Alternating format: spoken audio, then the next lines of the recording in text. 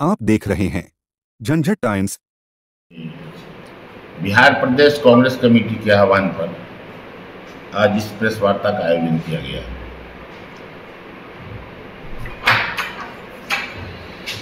बिहार के विभाजन के बाद राज्य की स्थापना हो गई। उसके बाद बिहार को जो आर्थिक क्षति हुई, तत्कालीन सरकार ने यह आश्वासन दिया था कि बिहार को विशेष सहायता प्रदान की जाएगी।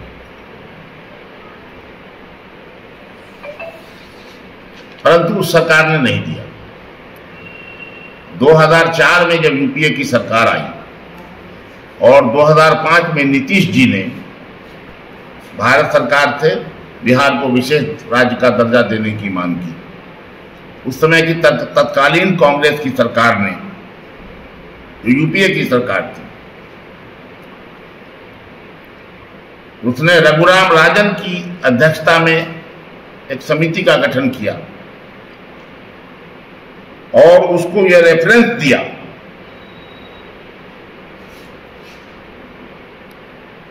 कि आर्थिक रूप से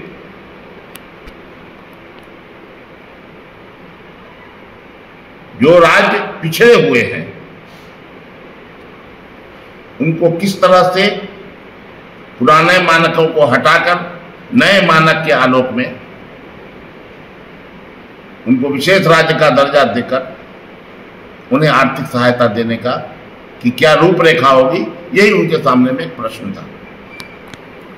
उसके उत्तर में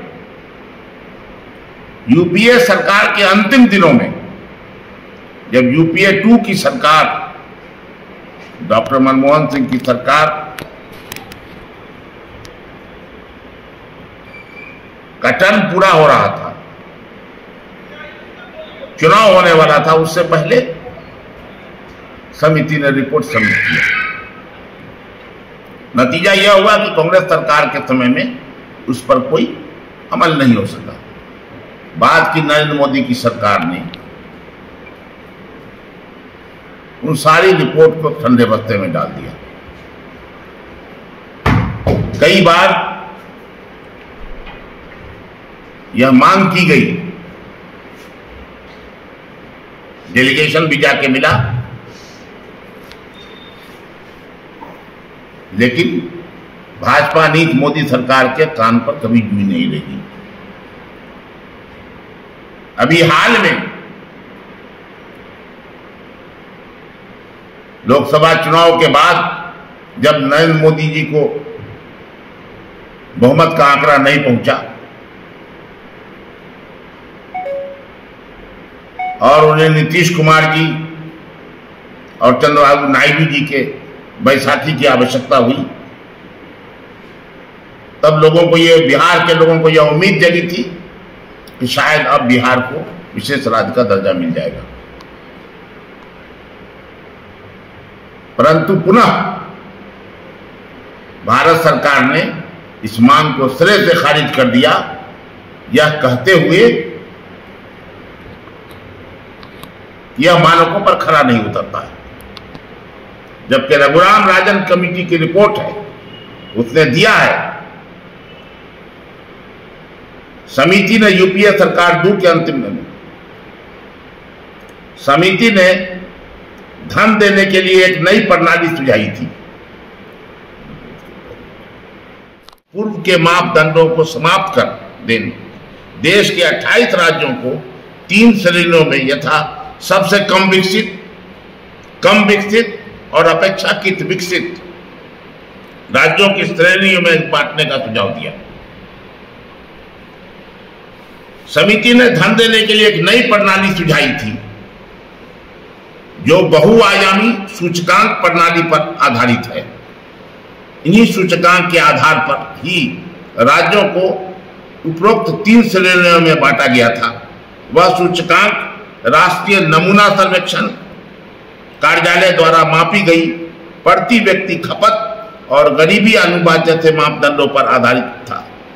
समिति ने इस सूचकांक पर जिन राज्यों के अंक 0.0 से अधिक हों उन्हें सबसे कम विकसित, 0.6 से कम परंतु 0.4 से ज्यादा अंक वाले राज्यों को कम विकसित और 0.4 से कम अंक वाले राज्यों को अपेक्षाकृत अधिक विकसित वर्ग में डालने की सिफारिश की थी।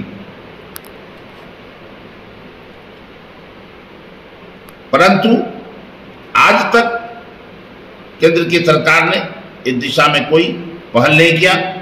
कांग्रेस पार्टी ने यह निर्णय किया है कि हम इस मुद्दे को संसद से सड़क तक उठाएंगे।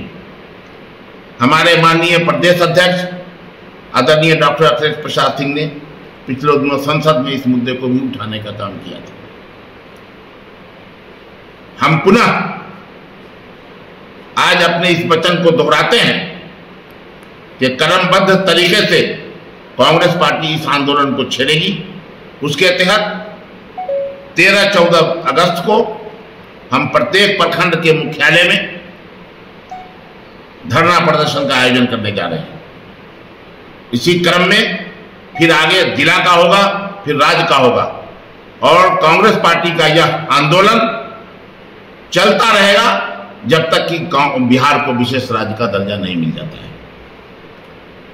हम साथ साथ आपके माध्यम से बिहार के सभी राजनीतिक दलों का यह आह्वान करते हैं कि राजनीति को छोड़कर बिहार के विकास के सवाल पर वो एकजुट होकर इस दिशा में आंदोलन करने का काम करें ताकि हम केंद्र की सरकार को बाध्य कर सकें कि बिहार को विशेष का राज्य का दर्जा मिले। इन्हीं बातों के तहत आज यह